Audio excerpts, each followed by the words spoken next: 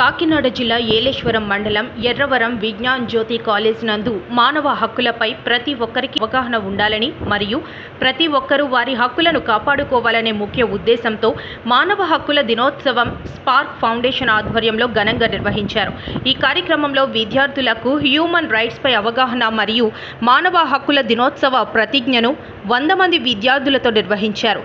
అనంతరం ర్యాలీగా సమాజంలో అందరికీ అవగాహన కలిగించేలా మానవహారం నిర్వహించి అక్కడ ఉన్న వారితో మానవ హక్కుల కోసం తెలియజేశారు. ఈ సందర్భంగా park foundation chairman Sai Sandeep మాట్లాడుతూ స్పార్క్ ఫౌండేషన్ బృందం రాష్ట్రంలో ఉన్న అన్ని కళాశాలల్లో మరియు యూనివర్సిటీలు మానవ హక్కుల పరిరక్షణకు, హక్కుల అణచివేత లేని సమాజ నిర్మాణం కోసం నిరంతరం సాగాల్సిన కృషికి గుర్తుగా ఈ రోజును మానవ హక్కుల దినోత్సవంగా ప్రపంచమంతా పాటిస్తుందని, ఐక్యరాజ్య సమితి ఆమోదించిన డిసెంబర్ 10ని ఏటా మానవ హక్కుల దినోత్సవంగా జరుపుకుంటారని, అలాగే ప్రతి వ్యక్తి, సమాజంలోని ప్రతి వ్యవస్థ ఈ ప్రకటనను నిరంతరం గమనంలో ఉంచుకుంటూ విద్యాబోధనతో ఈ హక్కులు, స్వాతంత్రాల పట్ల గౌరవాన్ని పెంపొందించడానికి కృషి చేయాలని తెలిపారు. అందరికీ నమస్కారం. నేను సందీప్, స్పార్క్ ఫౌండేషన్ చైర్మన్. ఈరోజు ఆల్ ఓవర్ వరల్డ్ మొత్తం కూడా యునైటెడ్ నేషన్స్ ఆర్గనైజేషన్ దగ్గర నుండి NHRC, national human rights commission వాళ్ళంతా కూడా మనకి ఈరోజు హ్యూమన్ రైట్స్ డే అని జరుపుకోవడం జరుగుతుంది. So already human rights day December 10 మొత్తం వరల్డ్ వైడ్ అంతా జరుగుతుంది. యునెస్కో, యుఎన్ఓ అంతా కూడా డిక్లరేషన్తో ఈ universal declaration of human rights అనేది, దీనివల్ల చాలా లాట్ ఆఫ్ అడ్వాంటేజెస్ ఆఫ్ ప్రతి హ్యూమన్కి కూడా చాలా అడ్వాంటేజెస్ రైట్స్ వల్ల.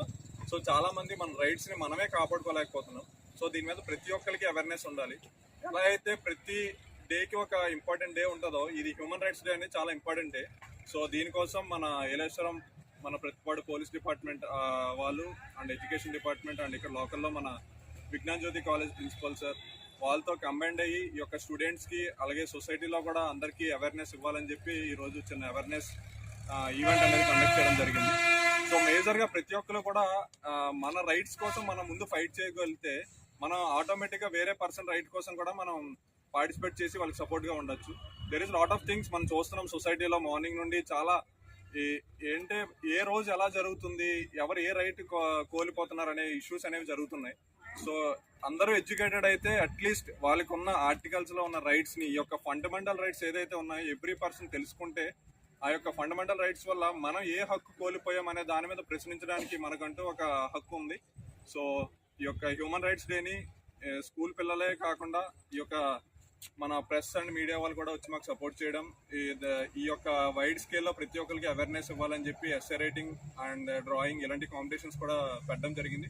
ఆల్ ఓవర్ స్టేట్ మొత్తం కూడా ఈ స్పార్క్ టీమ్ అందరూ కూడా అన్ని యూనివర్సిటీస్, కాలేజెస్లో ప్రతి చోట కూడా ఈ యొక్క ఈవెంట్ కండక్ట్ చేసి అక్కడ స్టూడెంట్స్కి, స్టాఫ్కి, అక్కడ ఉన్న సొసైటీ రిలేటెడ్ ఏరియాస్ కూడా బ్లాక్ చేసి అందరికీ అవేర్నెస్ పాంప్లెంట్స్ కూడా పంచి అవేర్నెస్ ఇవ్వడం జరిగింది.